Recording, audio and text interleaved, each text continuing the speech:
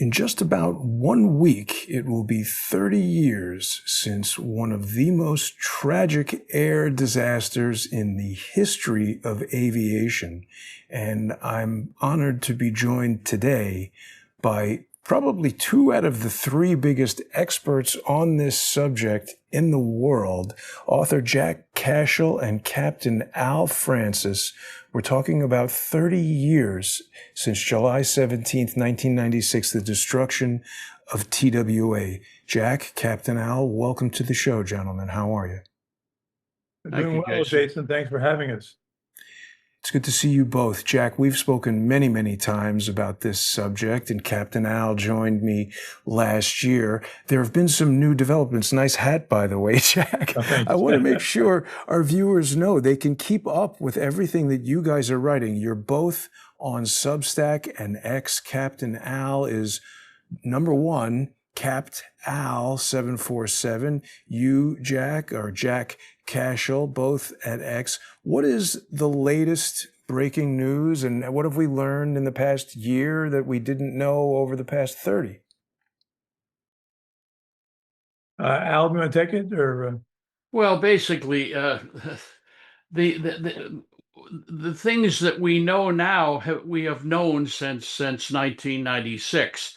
It was information that was available to all the investigators. But as Jack Cashill has so well pointed out in his books and writings, the problem isn't that the information wasn't there; it was that the information was covered up or ignored, and that has come out now. And one very important thing that has occurred recently is that the organization Judicial Watch, which is a very, very well respected organization in Washington, has decided to do a documentary on it, produce a documentary, which is going to come out on their channel, a YouTube channel, as well as Rumble and elsewhere on July the 17th, which is, as you said, the 30th anniversary of the crash of TWA 800. This massive information now that is finally going to be brought into the public scope is going to come out because of the efforts of Judicial Watch to do Freedom of Information Act, getting information that was previously withheld by the NTSB, the FBI, the CIA, and other organizations that now is going to be a matter of public record. And I think that is something that is extremely important to bringing the truth out and finally figure out what really happened to all those people on that warm July night 30 years ago. Yeah, I mean, they're certainly a well-resourced organization, very experienced in this type of lawsuit. Has there ever been anything remotely like this previously, Captain Al? I know we had Mr. and Mrs. Sanders who had various lawsuits, but not quite like this, right?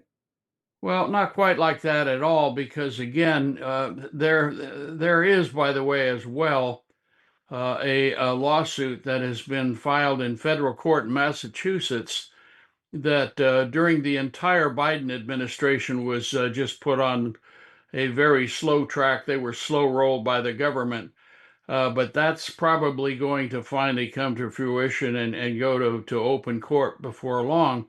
And this is filed by relatives of the deceased, some of the deceased members of the crew, as well as passengers on TW 800. That lawsuit will bring out a whole bunch of information into the public venue, and people will be able to understand what's going on there. So that's another thing that has occurred that, again, with the Trump administration, has a chance to actually come out. Under the Biden administration, or God forbid, under the Kamala Harris administration, would have been buried forever. It won't be now. And when it comes out, I think people will be surprised. I'm amazed after all this period of time through my YouTube channel and my writings and everything and personal correspondence I've had with so many people that there is a great deal of interest in this. I also dealt with an organization overseas, Daily Airline News, and did a series of interviews over there. And the international interest in this has not waned at all. A matter of fact, if anything, as more things come out, it's become more concentrated, the number of people that do want to know what happened. So these are all positive things. And of course, I'm the longest in the truth of all three of us there. But I certainly hope that I will be able to be instrumental in getting this thing reopened. A lot of those people, there were 53 members of the TWA family that died that night, and I was the union representative, the Airline Pilots Association representative for all the international pilots at TWA. So I knew all those guys with the exception of Oliver Crick. He was the student flight engineer. He was on one of his first training flights on that. But as it turned out, I was the ALPA representative for his funeral in a suburb of Denver, Colorado. And at the time, I told his parents that I did not believe what was being put forth by the government now, and that I would do all in my power to find out what really happened to their son. And they were lovely people, and they are ones now that are part of this lawsuit. And I hope they finally get justice, as well as for the souls of all of those that perished that night. Yeah, just taking up from there, Al, Oliver Crick is the named plaintiff in the lawsuit in question. It goes by Crick v. Raytheon, which is a missile manufacturer, one of the defendants. The third person, you mentioned three people who know this case well. The third person, Tom Stalkup, is the driving force behind the lawsuits. Tom is really brilliant technical guy, and he's very dogged. He's been working this for 30 years. I mean, he got in right at the beginning when he was a grad student in physics, and he's made it his kind of life work since. In 2013, he and Christina Borgeson produced a very good documentary. I think it's just called TWA 800. Christina was with CBS, tried to break the story, cost her job. She's since died. James Sanders, who is my partner on many of these projects, has also died. So 30 years after the fact, we're running out of time. We gotta do this while Al and I are still around, But Al, I just looked up the lawsuit. Maybe I misread the file, but it looks like it was terminated in March. I don't know what that means, or whether it was a switch in direction. But regardless of its path through the courts, what Stalkup uncovered is stuff I didn't know, and he is such a no-nonsense technical guy. He doesn't mess around, doesn't yield to conspiracy theories or politics, and it's really worth looking at. And in fact, when I wrote about this on my Substack page, and I titled the article "What We Know Now About the TWA 800," to your point, Al, about its gaining popularity, my average Substack post gets about 5,000 views. This one got 75,000. So it's there's an interest out there. One other note that I'm not sure even Al knows about this, but David McKenna, Hollywood producer, screenwriter, has been working for, I would say, close to 10 years trying to get a movie off the ground about TWA 800. A couple of months ago, he called me and said, we finally got the green light. So they're moving ahead. And I've seen the screenplay. It's very good. And I'm hopeful that we'll be seeing it in our neighborhood movie theater, not too distant future. Well, sadly, there have been, as you know, many fake documentaries done on this from the very beginning, from the cartoon that the CIA put forth for the FBI, stating at the very beginning it was not a missile, etc. But even just recently, there was a new program put on by a well-known aviation group over in Europe, in Holland, I believe, that went and they used the same information, came up with the same concept that basically is being shown in the pictures behind there of the airplane exploding because of this spark of unknown origin, exploding vapors in the center section fuel tank, etc., and then doing this absolutely incredibly inaccurate zoom climb for some thousands of feet, and that's supposedly the burning fuel from the airplane was what the people saw and confused with something coming up off the water. Of course, that was ridiculous by many of the credible witnesses that saw. They said, no, that's not what happened at all. I think your efforts in bringing out Witness 73, that woman that was malaligned and was told that she was basically a drunkard and as you have pointed out, didn't drink at all, and the FBI fabricated a second interview with her. That's a very interesting story. It was fascinating when I first heard that from your book, a matter of fact. Yeah, But and Al, I can add an interesting note on this. I've talked to Jason about it too, that deals specifically with Witness 73. Arts and Entertainment, by the way, I should say the David McKenna Project is a feature film with actors and a named director. It's not yeah, I don't trust these documentaries. Someone says, oh, you're going to watch the documentary Flight 800? I say, no. And they'll say, why? I said, no one called me. No one asked my opinion. So, but on the Witness 73 front, I got a call about a month ago. I was from Arts and Entertainment is doing a documentary related to Witness 73 specifically. And they said, we're going to call you at 10 o'clock next Thursday, whatever. I said, fine. It's like a preliminary interview. And I pick up the phone and the voice on the other end says, I said, hi, Jack Cashill here. And he goes, this is John Gotti, right? And I think to myself, yeah, right. this is John Gotti. So I said, did I understand that correctly? And so I said, hey, John, tell me a little bit about yourself, trying to figure out who I'm talking to. I thought maybe he was like a distant cousin or whatever. But no, he was the son of the Dapper Don, John Gotti. In fact, he was the acting Don himself when his father was in prison.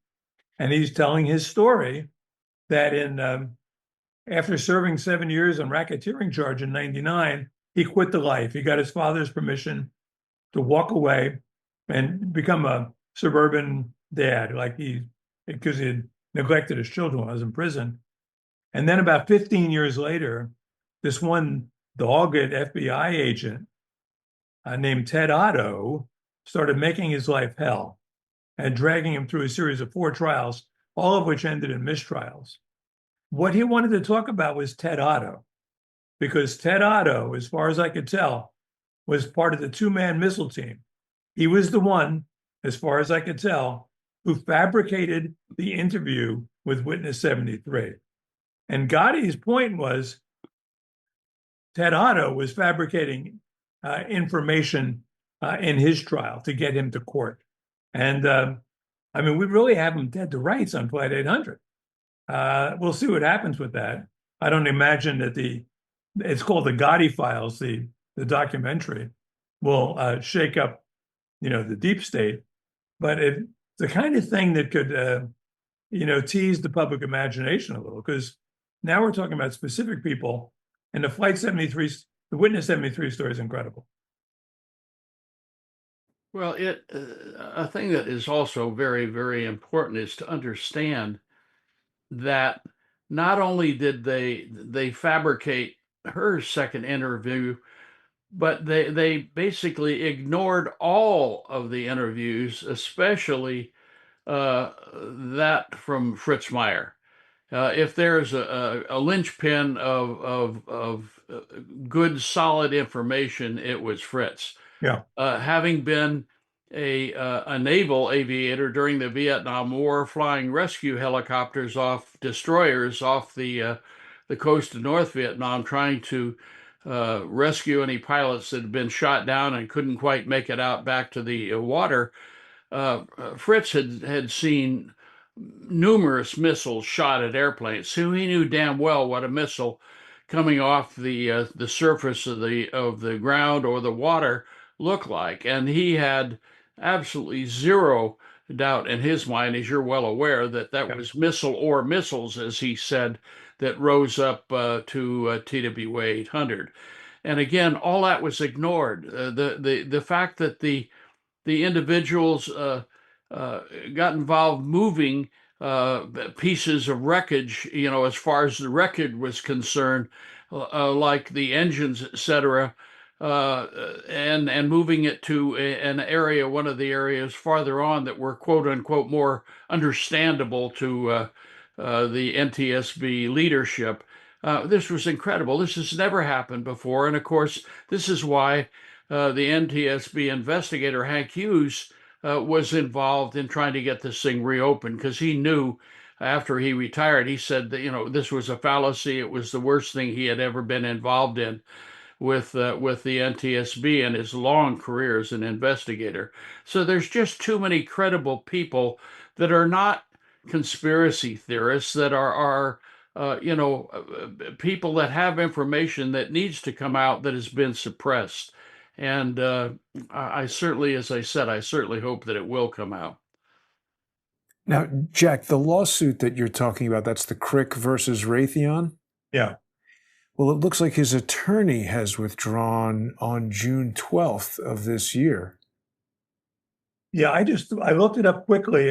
Jason, tell me how you interpret what you're seeing. There's a judgment here, memorandum, decision, and order. Let's see if we can get this from, here we go. So this is in the Eastern District of New York, which is Andrew Weissman's old stomping ground. That's where Valerie Caproni was the assistant U.S. attorney and the lead in the organized crime division, which would have interacted with Mr. Gotti and his friends. Yeah. So basically, I would have to read this, and of course, I'm not an attorney, but it looks like the case has been dismissed and they've filed an appeal. Now, the attorney withdrawing, that might not be that unusual, because lots of times attorneys will say, hey, you know what, I'm not an appellate specialist. You need to find a different attorney to handle the appeal. So that could be normal, but let's just see here. The motion to dismiss is granted. It's a lengthy document that we would have to review, but yeah.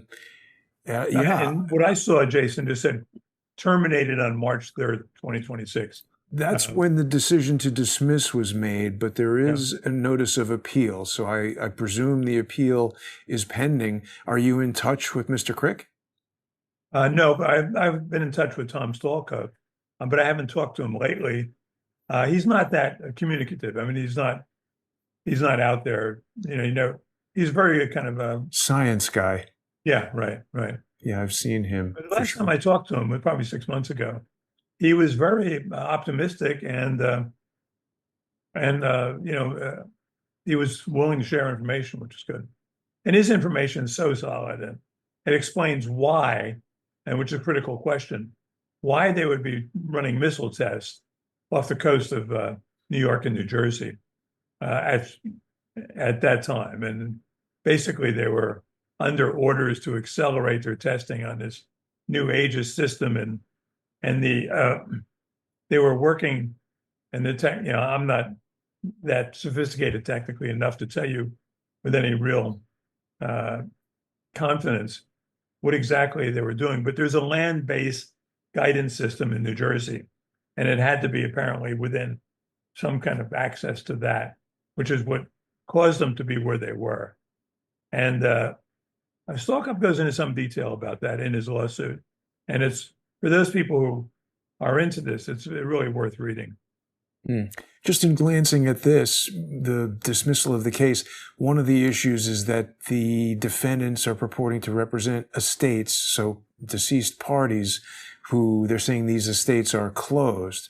So it's probably rife with legal technical reasons as to why these individuals don't have standing to bring a case. Wasn't there, Captain Al, we should also let everybody know that you were, for people who haven't seen you before or our previous interviews, you were very involved in the investigation when it was happening.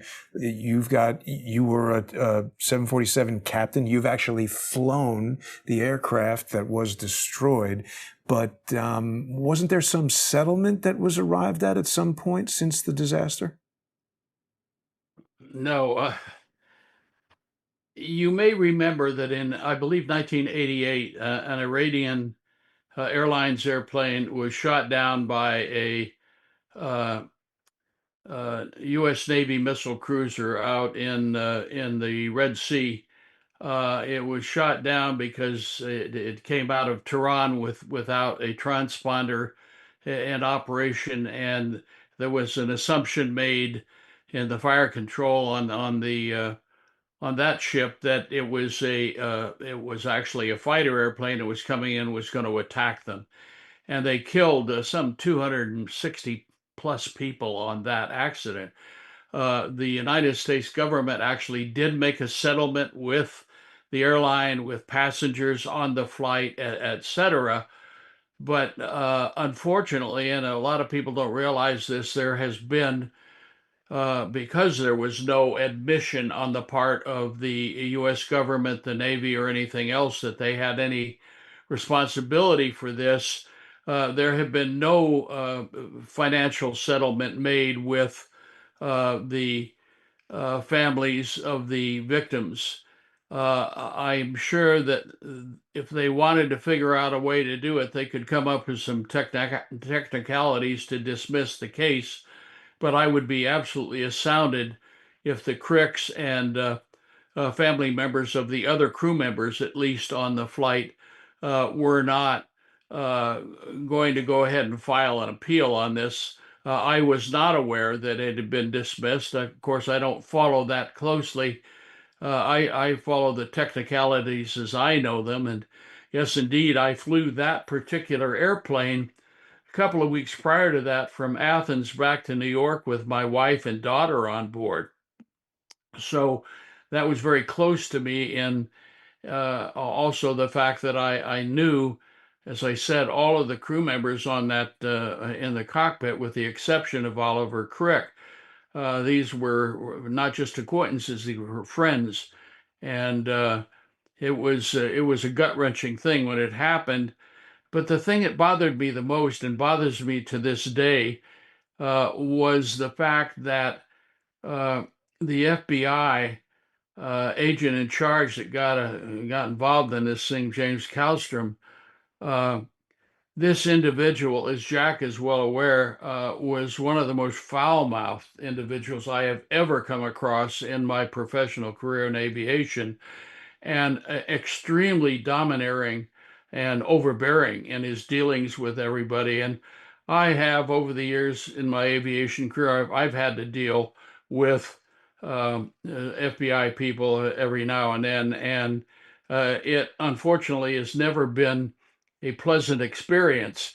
Uh, the you know Again, being a little bit longer in tooth than either of you, I grew up, listening on the radio to the FBI and peace and war, and these were people to be looked up to. And when I found out that they not only had feet of clay, but they were willing to stand on that pedestal that they had up there and piss on your forehead, it really was very, very uncomfortable for me. But Kallstrom and his dealings with me I knew we were in trouble. I knew Yeah, we I have were a in Jim trouble. Kallstrom story that sort of confirms your suspicions. And it's an odd, kind of vaguely funny story, but in the lead up to the 2016 election, Kallstrom was appearing on Fox regularly as their national security advisor. And he made his contempt for the Clintons well known, to the point where he actually endorsed Donald Trump, which is you're not really supposed to do.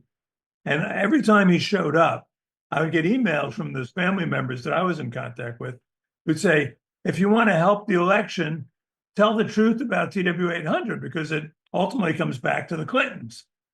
And so I got his address from a private investigator friend of mine, and I sent him a registered letter about a couple of weeks before the election. And then to sit out the election, I wanted to get away from the noise. I went to France for a couple of weeks.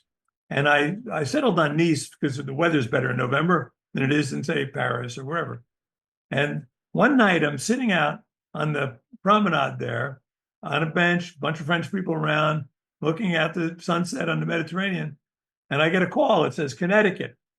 And I heard, like you said, that Kallstrom was a profane bully. I never met him. And I pick up the phone and it's like, uh, is this effing Cashill? I mean, it wasn't one sentence in and he dropped 3 F-bombs on me. I was like, I was his own personal Dresden or something, you know? And so I said, you're living up to your expectations, Jim. I'm thinking this. Get him to calm down, talk to him a little bit. You know, I say, we're on the same side here in this election. You know, maybe you could help out. And then, so he goes, are you fine? And then he would, I think he might have been drinking. And I've heard that about him. And he was like fading in and out of not consciousness, but logic. And he says to me, finally, he goes, are you one of those people who think that terrorists shot down this plane?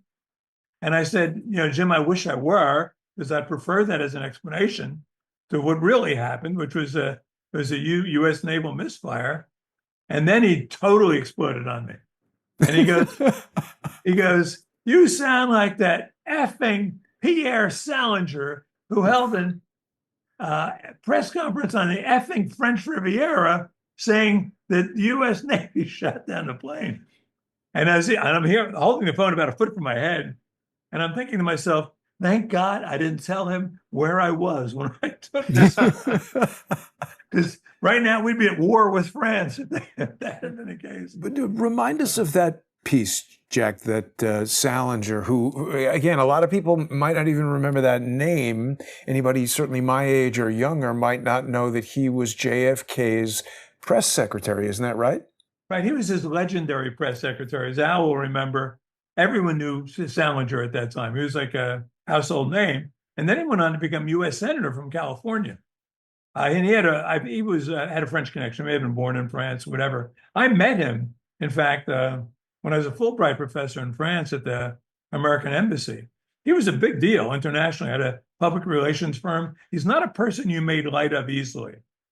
And through his French connections, and this plane was on the way to Paris, and there were many French people on board, he got the story. And I know that it's kind of circuitous way he got it. I know the people involved, but he ends up with basically telling the true story.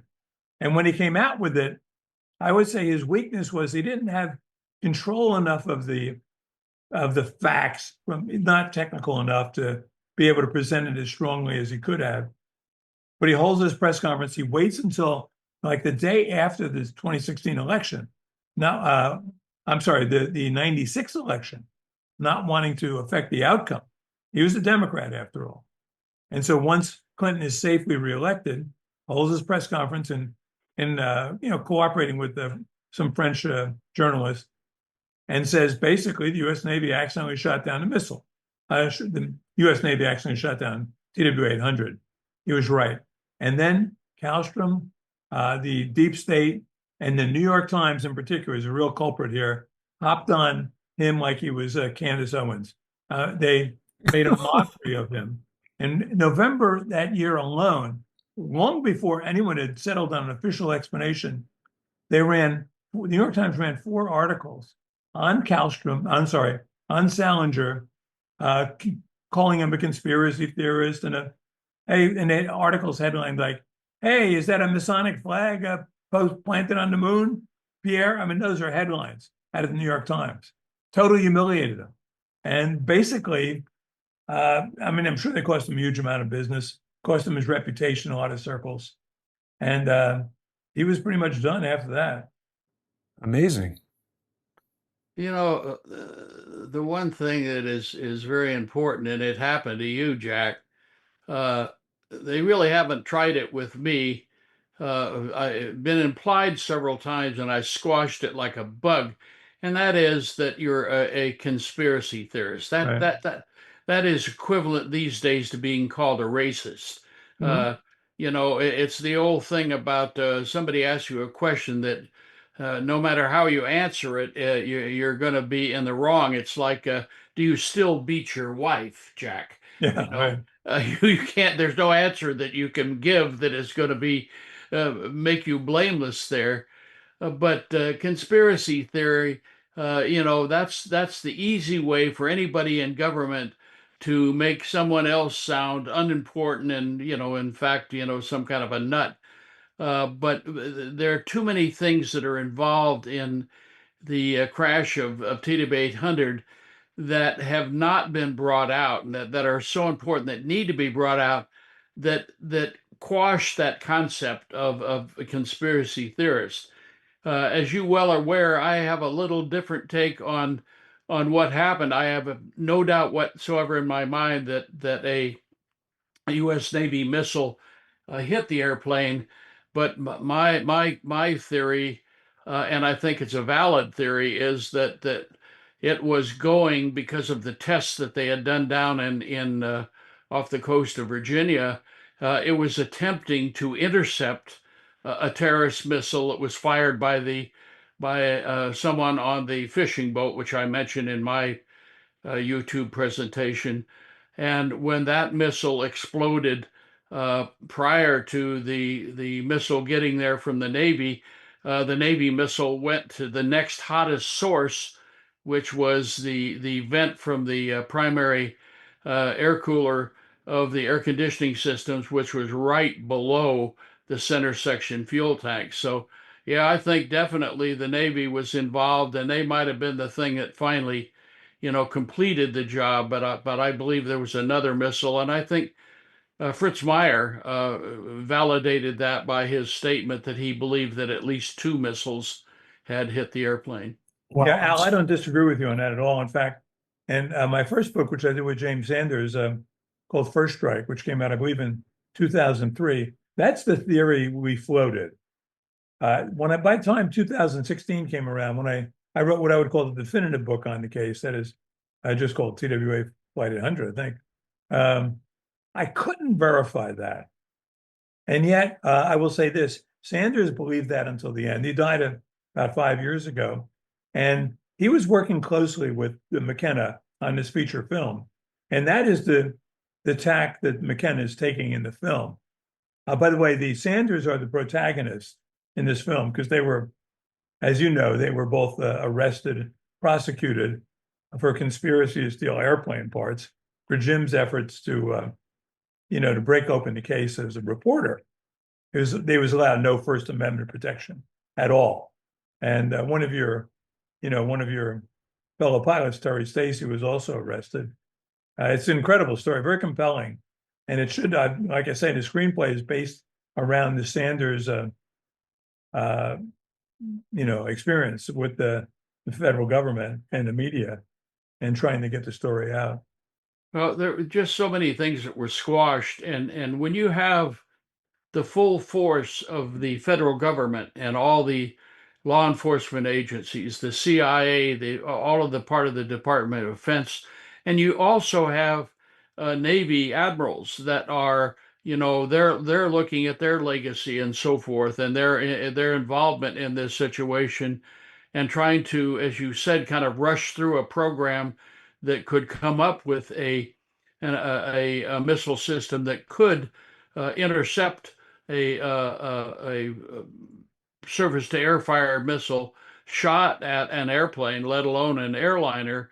And the whole thing with the people being contacted at a newspaper in Beirut and in London the day before this happening and referencing the Kobar Towers explosion, the explosion in the nightclub in Frankfurt that killed a bunch of American servicemen, and saying that soon that an event was going to occur that would astound and amaze the world with its audacity, and saying that it was going to happen on July the 18th, which was it was July the 18th in the Middle East where this thing came from, but that was the night of the 17th on the south coast of Long Island. So there just was so much information that was there that was just blatantly ignored because it didn't fit the agenda of the Clinton administration. And of course, they wanted to squash the thing big time because of the fact that he did not want to uh, have a Greg Norman incident. And I think you have described that very well in some of your writings as well. He was terrified this was going to come back and bite him in a way that would prevent him from being reelected. So all bets were off, and Hillary, I think, was in it right up to the neck of her pantsuit. Yeah, to follow up on your point there, Al, the Khobar Towers incident took place in June, about a month before Flight 800. I believe 19 American servicemen were killed. The culprit was Iran, and they were pretty confident of that. Iran also had a grudge. I mean, we accidentally shot down one of their passenger airlines just 8 years prior. And so, what's interesting, and I've read all the memoirs to see what the people involved on the scene said about Flight 800, Bill and Hillary Clinton, George Tenet, Leon Podesta, Stephanopoulos, all of them. And they write 800-page memoirs. And here we have the biggest news story of 1996. It was voted that. And it put the United States at the brink of, just 2 days before the start of the Atlanta Olympics, by the way. And they don't talk about it at all. It's amazing how they skip over it, including the Senate Select Committee on Intelligence doesn't mention the event in 1996 in their 1997 report. The only person who does talk about it is Richard Clarke, who is like the anti-terror czar or whatever in that Clinton national security team. And he wrote about it in his book only to get George Bush, but he had to tell the whole story. And he calls it, his chapter on TWA 800, the almost war of 1996. And he said what the plans were, if they could prove it was Iran that was behind this, was to unleash what they called the Eisenhower option, which was a full-out, devastating missile attack on Iran, which would have basically precipitated a war. And Clinton did not want this. In fact, he went to great lengths to discourage Louis Freeh, then head of the FBI, from investigating Khobar Towers, because he didn't want that traced to Iran either. He didn't want a war. Just like Obama didn't want Benghazi, but he got it. Clinton was trying to avoid anything that could interrupt his glide to the White House. He was on his way back. They run against Bob Dole. You and I could have beaten Bob Dole. He's a good guy, but he wasn't a great candidate. And the last thing he wanted was for any kind of need for a response to this incident as a terror incident, let alone an airplane. It was just pure naval misfire. That would have been almost as bad. Unless they could kick the can back past November and just buy time until they could improvise some explanation. So when you look at the investigation for those first 3 months before November, 4 months, they're improvising. They're making stuff up as they go. They're just trying to buy time, and they could not have done it without the full cooperation of the New York Times. We should also add, Jack, all of these names that you guys are saying, Louis Freeh, I mean, these people are all still involved in the same cover-ups that we hear about. Louis Freeh was giving money to Joe Biden's grandchildren. And I mean, these people are so corrupt. It's difficult to really even contemplate. I mean, who was it that said the individual is overwhelmed when faced with a conspiracy so big or something like that? You can't even comprehend it or something like that. It really is that. So I'm glad that you brought that up, Captain Al, because I wasn't quite sure how you guys reconciled the differences in your evaluations of this incident. And I thought that that evidence that you had presented in your documentary on your YouTube channel was so compelling with that fishing boat. And it ties to something, I don't know if I've ever shared this with either of you guys, but I'm sure you've heard of this guy, Felix Sater. Do you guys know who that is? I know the name. I don't know that much about him. Right. So Felix Sater is a Russian American, basically mobster. He he was the guy at the center of the Trump Tower Moscow scandal. And the thing that's interesting about him is that he signed a cooperation agreement with the Department of Justice 2 months after Valerie Caproni left the Eastern District of New York U.S. Attorney's Office. The signature on the document is Andrew Weissman. And in this conversation, he admits to me that, of course, he knows Valerie Caproni. And I spoke to him about TWA 800. Let's just listen for a moment. Oops, do we have sound there? Sorry, hang on. I've got it muted here on Twitter. Let's unmute that. TWA 800, that was shot down by a Stinger missile, of course, wasn't it? Was that one of the at-risk missiles that you were tracking from the Mujahideen in Afghanistan?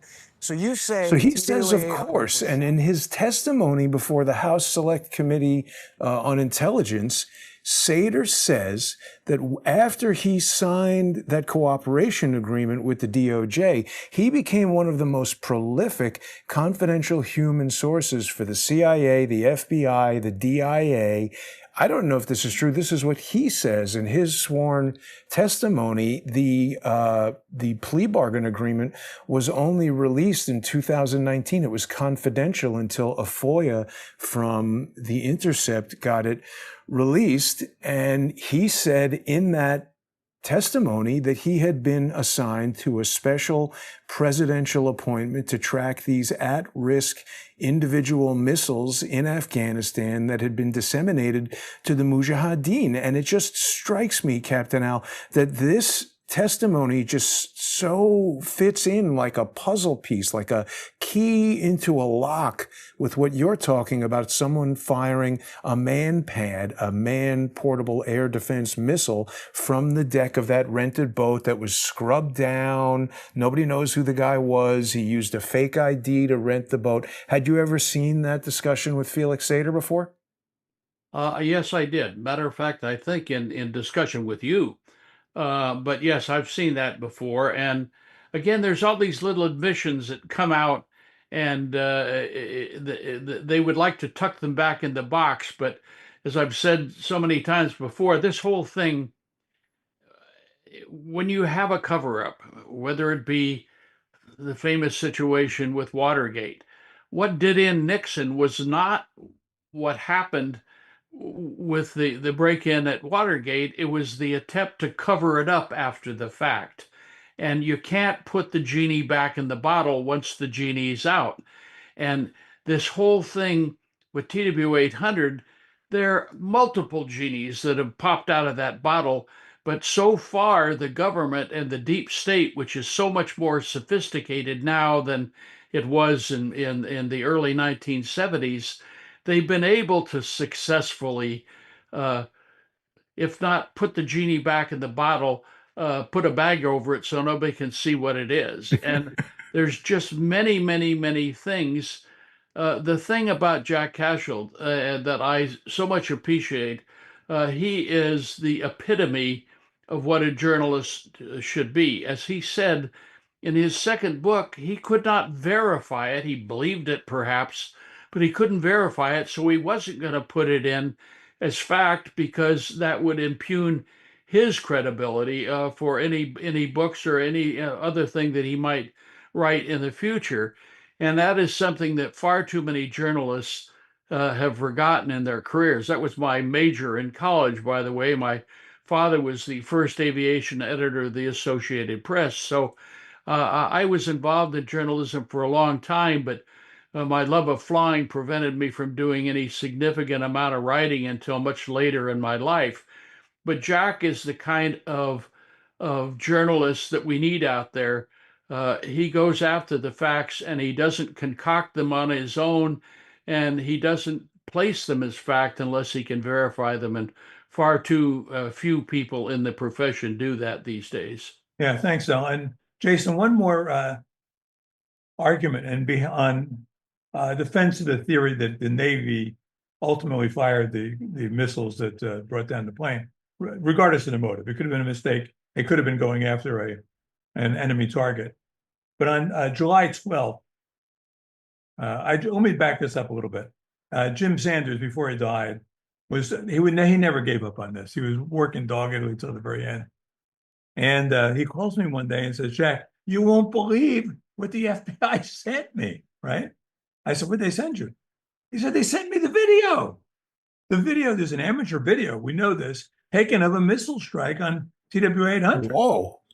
And so James was really excited. And then he sends me the video, I mean, in a jump drive or whatever. And I see it. And I said, "Watch it." And I do a little research. And I called him back, "Jim, I'm going to have to break your heart here. This isn't it." He goes, "How can you say that? There's a full moon, a harvest moon, whatever." And I said, I went to the moon charts to check this out on the internet. You can check anything out, of course. And I said, the moon was like, I don't even know the term. It was waxing, not waning. This is the video that was shot on the morning of July 12th. And off the south coast of Long Island, it's hard to tell, dusk from dawn because the sun is off to the side. And it was shot by two guys messing around with a video camera. And the FBI knew this. They even talked about it. But Jim ended up with it. I said, but despite the fact that it's not the July 17th video, it has really powerful evidentiary value. Because what we see here is pretty clearly a missile test on a drone. Huh. So we see the missile go up, and then we see the bright lights explosion, and then we see the debris field come down. And this was off the south coast of Long Island, probably closer to New Jersey. And it's not a huge explosion like with TWA 800. It's like what you would have when a missile hits a drone.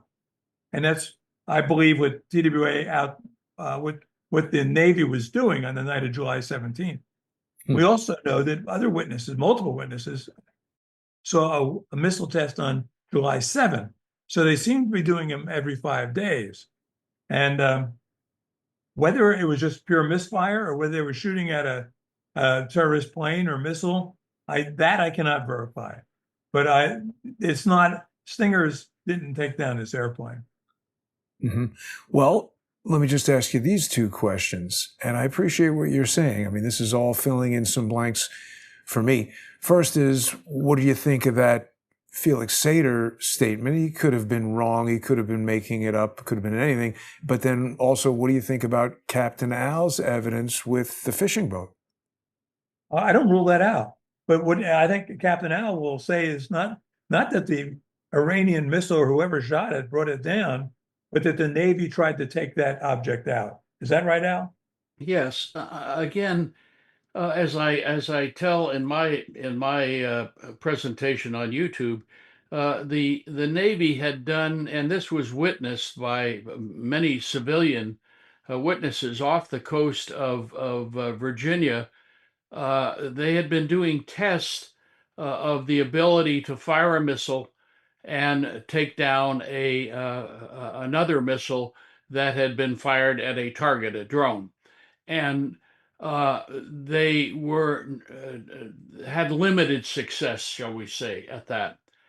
But the fact that there were these things going on, and the witnesses that saw a large naval vessel with large white numbers on the bow proceeding eastbound along the shore of Long Island, and then shortly thereafter, right before the explosion overhead, seeing the ship come back the other way.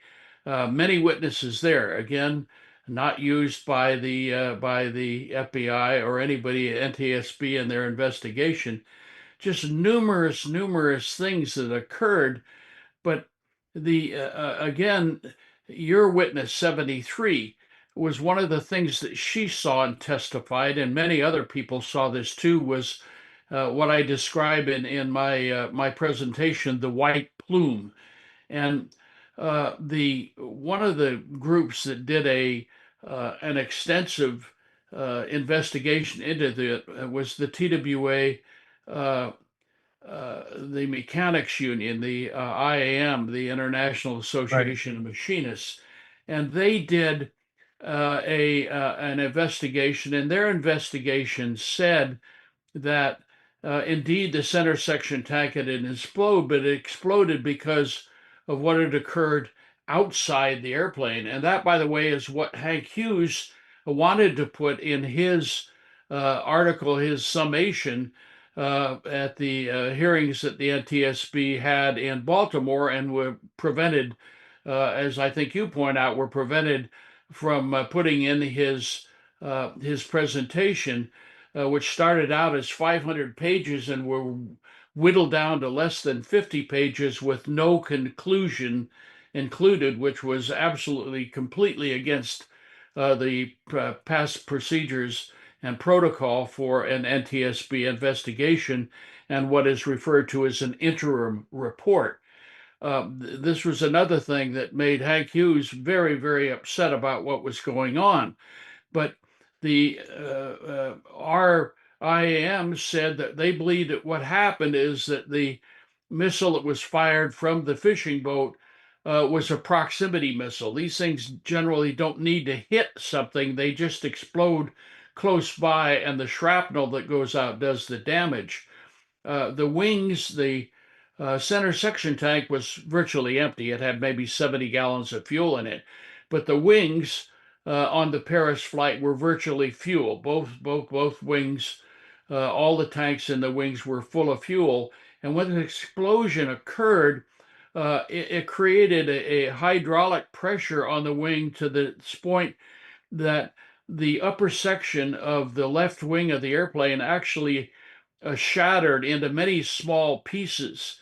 And those small pieces then released through the fact that it just came apart virtually all of the fuel in the left wing. And because the airplane was flying at that time was something in excess of around 350 miles an hour, that fuel all vaporized and came out in what is described as a white plume that then trailed behind the airplane. It did not ignite. It was out in the slipstream, but many people saw that because of the sun angle and so forth that was illuminated. And again, I believe Witness 73 saw it, but many other people saw that as well. And that was the first explosion that went off. And again, the missile that was apparently fired either by the USS Stark or the submarine, the what was that submarine called? The Seawolf Well, that yeah. was on the trial. It was not yet released to the Navy. Those were heat-seeking missiles, and they were going after the obviously the highest temperature. Many people don't understand that in a big high bypass engine like they have on the 747 and all modern jetliners, the air is mixed by the fan up in the front with what's coming out of the exhaust of the engine. So that's relatively cool compared to some other things. And the hottest source of air coming out of the airplanes was, as I said, from the primary aftercooler vent line, and that was of the air conditioning packs, which was right below the center section tank. So when it lost the signature of the engine of the rocket, when that blew up, the Navy missile just went after the next highest heat source, and that happened to be unfortunately the those vents, and that missile probably went up and did not detonate with inside the airplane, but actually went through, and that's where the missing sections and the parts that were being banged on by the FBI agents to create an impression that the explosion had been an internal explosion rather than an external explosion, and way it bent the metal from the fuselage and created a false impression. all of that was known and was witnessed in the hangar by both NTSB as well as our TWA people, of agents pounding with a small sledgehammer on the fuselage skin around that area, and the agents denied it, said that didn't happen. Of course, you know, it was they said, we said operation. Yeah, Al is credit goes to Al here on that. The union, the IMAW, the National Association of Machinists and Aerospace Workers, was the only entity involved in this investigation that did not buckle to the reigning orthodoxy. And in their report, you're right, they said it was the explosion took place outside the airline, and they used the word, I still remember the word they used, the fuselage unzipped as a result. And that when mayhem really started. One other thing, Alan, I'm going to ask you this because I think it's, to me, was the smoking gun of the investigation. And that was the P-3, the Navy P-3 that was flying directly overhead TWA 800 when it exploded. And then it took off. It left the scene immediately and went on, according to the official documents, on a routine sub hunting exercise off Atlantic City or something. What do you know about that, and what do you think about that? Well, again, the P3 Orion had been, and that actually isn't a picture one. The P3 is a four-engined airplane, and it was a primary subchaser of the Navy at the time. That airplane had not only was overhead when the explosion occurred, but it had apparently been circling in the area for a period of time prior to the explosion. But as you said, uh, virtually immediately thereafter, it stayed in at least one more holding pattern, taking pictures Right. of the burning fuel down on the water, and then proceeded some 300 miles to the south, supposedly on a normal submarine detection patrol training mission. But it's Again, also, all of these people, the one thing that is again so important to this is the uh, executive order 13039, I believe it was, put out by Clinton, that removed all of the people that were involved, both in the immediate reaction with the ships and the recovery ships, et cetera, but as well as all of the people that were out in the warning track off the water, removed their protection, their whistleblower protection that they otherwise might have had. And so when this thing came out, these people were aware that if they said something that was in direct contribution to what the commander in chief wanted as the head of the obviously all the armed forces, that these guys could end up, life imprisonment in Portsmouth Naval Prison, which is not a nice place to be. So people after the fact have said many times, well, if this occurred, so many people would have known what went on. Somebody would have said something. Again, you're talking about a bunch of people that are basically, the majority of the crew is under 21 years old, and they're being told by their officers that if they say anything, that their ass can end up in Portsmouth for the rest of their life. And as you're also aware, one of the individuals that was in combat information control on the missile cruiser did come out and make some statements much later, just in the last couple of years. And of course, that was squashed by the Navy and by the Biden administration. Yeah, he was just to that point. That was the only time Clinton left his fingerprints on the investigation. That is, withdrawing the whistleblower protection. The P3 crew refused to cooperate with anyone. And I should add, as you know, Al, that the P3 was also used, and it was probably used in this capacity that night, which is why I was circling around as as sort of like an AWACS kind of role. That is, it was coordinating information among the various combatants in this battle group, the various subs, and we know there are at least three other subs involved: the Wyoming, the Albuquerque, the Trepang, There were a couple cruisers involved, including the one that was seen up right a couple miles off the coast, which was the south coast of Long Island before the incident.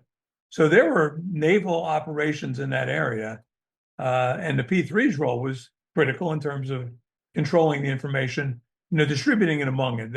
The information would be uploaded to P3, and then it would distribute it to the relevant members of that group, and then it just takes off. So if this is a terrorist missile, you think the word would go out to the P3, hey, we've got a terrorist in the area, go look for it. No one else is better equipped to do it than you, especially if it was a terrorist sub. But that's not what the P3 did. And then its crew members wouldn't talk to anyone. Are you aware of the radar tape obtained by United Airlines Captain Dick Russell? Yeah, that's how Salinger got involved. Yeah. Okay, that again is another very interesting thing. I got involved with Dick before he passed, and I have sitting behind me a large box of information that I got from him that he wanted me to take because he said this can't go away, and I've still got. Yeah. I wish somebody would come and relieve me of it. That is a better librarian and be able to go through all of this. I am at that point in my life that I just can't spend the time that I'd like to spend. But when Dick basically when he called me when he saw my tape on YouTube, and he said, I need you to come down. And he lived in northern Florida by Daytona Beach. He said, I need you to come down. I need to show you something, and I need to tell you something. So I got with my wife and we drove down. And Dick was at the time, a retired United Airlines 747 captain and instructor. He had worked with another a Pan American captain on this whole situation. They didn't believe the story that was being told by the administration, and they wanted to find out, really what was going on. But prior to this, just the night after this occurred, Dick had a call from a friend of his who was one of the supervisors in what's called the TRACON. That's the local New York area radar facility that handles all of the inbound and outbound aircraft from Kennedy, from Newark, from LaGuardia, and several other of the smaller airports in that area. And this gentleman said, Dick, you've got to come up. I've got to show you this. I can't tell you what it is, but believe me, it's worth your trip. So Dick, the next morning, takes a flight up to New York, and this guy picks him up at the airport and takes him to his house and says, okay, let's go down to the basement. I'm going to show this to you. And it was a VCR recording of what the radar had picked up when TWA 800 went down.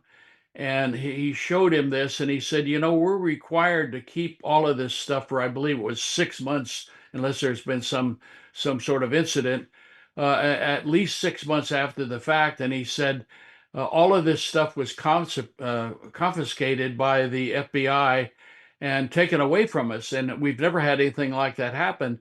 But before it was confiscated, he said, I was able to make a copy of this, and I want you to see it. So he showed this, and basically what it showed was a high-speed non-transponder track of a trace that was headed toward and merged with TWA, which had a transponder with all the information that is on a transponder. And then both of the non-radar and the radar track that was off the transponder disappeared.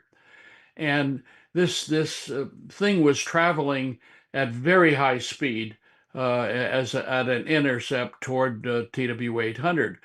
And he said, I want you I'm going to give you a copy of this. He said, I'll deny to my dying day that I did, but I want you to take this because I know you're concerned about this situation, and see what you can get it out. So Dick took it down, wrote an article for his local newspaper about it, and then that next weekend was a spokesman at a thing called the Quiet Birdmen Club, which is an aviation club of pilots by invitation only. And he told this whole story and went home. And the next day, early in the morning, there's a knock at the door. And he went to the door and he said, "You got to remember, this is summertime in Florida." And standing in the door are two guys in black suits and black raincoats with dark glasses on. And they identified themselves as FBI agents. And they said, "We want the tape that you discussed in your article in the newspaper and at the Quiet Birdman meeting, and we want it right now. And if you don't give it to us, we will put you under arrest." So Dick said, "No problemo," and gave him this tape, and they left. Unknown to them, he had made several copies himself. And one of those copies ended up in my hands. And that is something that, again, there's so much information that is there that has not come out, but it's still available, and it's damning stuff. It is a situation that it needs to come out. It has to come out, and again, I'm hoping that it will. That's one of my favorite stories of yours, Captain Al, that tape. Sorry, Jack. Yeah, I was going to say, and I've got to sign off after this, but Well, real quick before you do, though, I want to ask you guys one more thing, Sure. if I may. So, the Washington Post, back at the time that this happened, had released the Passenger Manifesto. This was from July 23rd, 1996. And I mean, obviously, this is all publicly known, but something that I had noticed, I think after my last conversation with Captain Al, was this individual, Charles Beatty, Chick Beatty. And he was a senior systems engineer with the Naval Surface Warfare Center. And I mean, you know, this guy he's written stuff in this technical digest. He was kind of totally involved in this type of ship defense, you know, anti-missile technology that you're talking about. He was killed on the plane. Doesn't that seem significant in some way? that seems to me, Jason, a little Candace Owens-ish. Really? No one on that plane deserved his or her own missile.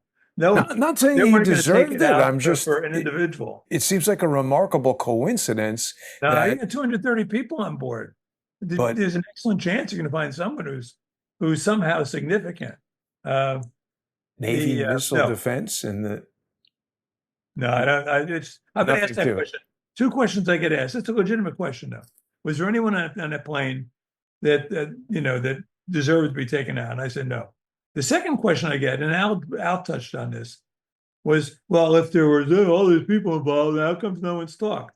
Well, and I think it's a good question. I talked to a group not too long ago of Navy veterans. I said, okay, here's the question I get. Help me out with this. If there's all these people involved, and there weren't that many who would have known, probably only a handful of really knew what happened, why hasn't anyone talked? And they laughed at me. I said, of course, no one's going to talk, right? They'd be crazy to talk. And also, I should say, too, is that once the New York Times signaled that they weren't interested in hearing from real whistleblowers, they turned them in. In fact, CBS turned in James Sanders when Sanders sent them their material to test. They called the FBI immediately. No, there was no help. There was no one to go to. There was no one to turn to. So if anyone had the nerve to come forward and as Al suggested, risk going to Portsmouth, there was no one they could trust to protect them. just to be clear, I'm not saying the guy deserved to be I know. shot down with a missile. I'm just giving you a hard I time. find it to be a remarkable coincidence of all the planes that could meet all the fates in the world. This one that you guys who are undeniably experts in it believe was somehow involved in a Navy missile. There's a Navy missile expert right on there. I don't know what to make of that. It seems. No, and it's the same thing. There's always coincidences or anomalies, and I argue a lot with conspiracy theorists. I don't believe that. I don't believe this one. 9/11 was an inside job, for instance. So, but what happens in a given investigation is every bit of evidence has to point in the same direction. When you find the contrary bit of information, you have to deal with it. You can't just ignore it. And so, in my investigation, I think Al's come to the same conclusion. There are no contrary indicators in this case. They all point in one direction. Missile or missiles took down that airplane. Either, I think you could argue there was a terrorist missile. That's reasonable. But I would say with 100% confidence that missiles took down that airplane. And I do not believe for a second that they went to all of that trouble just to take out some guy. I mean, I just don't see that. Well, that's the conclusion. I'm not making any conclusions. I'm just no. I got you. Noticing. Good question, reasonable question, but I'm going to shoot it down. The answer. Right. I just don't think it's. I don't think it's feasible. Hey, Al, thanks for good to see you again. You too, Jack. Just one question for you. This is not totally related. Have you heard from what the fate of Ray Lair is? I'm sorry, say again? Do you know anything about Ray Lair and where he is now? To the best of my knowledge, he has passed as well. That's what I thought, because Captain Lair, he was quite old when you were out with me at that presentation in 2018, I think it was, in LA. He was in his 90s then. Yeah, I believe he has passed. I actually could. There's a fellow by the name of Captain Tom Kennedy, with TWA retired captain. I can call Tom if you're interested. I'll find out for you. Yeah, that'd be great, because I talked to him on his 98th birthday. Wow. And he's, he was so fit. I mean, he was such a great character. And Jason, he was a really dogged investigator. And he was the one who opened up the CIA vaults and got all that information out. And he was such a great guy and such a total character. But he was, playing tennis into his 90s. But he was in World War II. So at the minimum, he'd be 100 years old now, Unbelievable. Well, listen, we're going to keep an eye on this Crick case. He's got his appeal that he filed April 30th, so it could be another year or two before anything happens. But I do want to thank both of my distinguished guests, and I want to remind people that they can sponsor Crowdsource the Truth by going to crowdsourcethetruth.substack.com or subscribestar.com or patreon.com/crowdsourcethetruth. Hopefully, gentlemen, our next discussion will be about a legal action. And of course, people should watch the upcoming show that you're going to do together on Judicial Watch. Anything you want to say, Captain Al, before we wrap up? Not at all. I appreciate being with both you gentlemen. And again, I have the greatest respect for Jack Cashill and all of the things that he does as a journalist.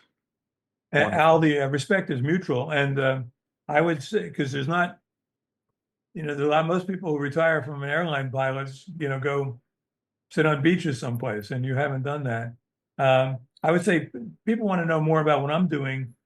I mean, you could either go on Amazon and look up my books. I've written 18 of them, or you could go to my Substack page. Just go to substack.com and plug in Jack Cashill, because I do something almost daily and on a variety of topics. So, and good stuff too, by the way. Oh, thank you, Jason. Excellent job. Appreciate you having us on. Thanks very much, Jack, and thanks to both of you, and thanks everyone for watching. Have a great day.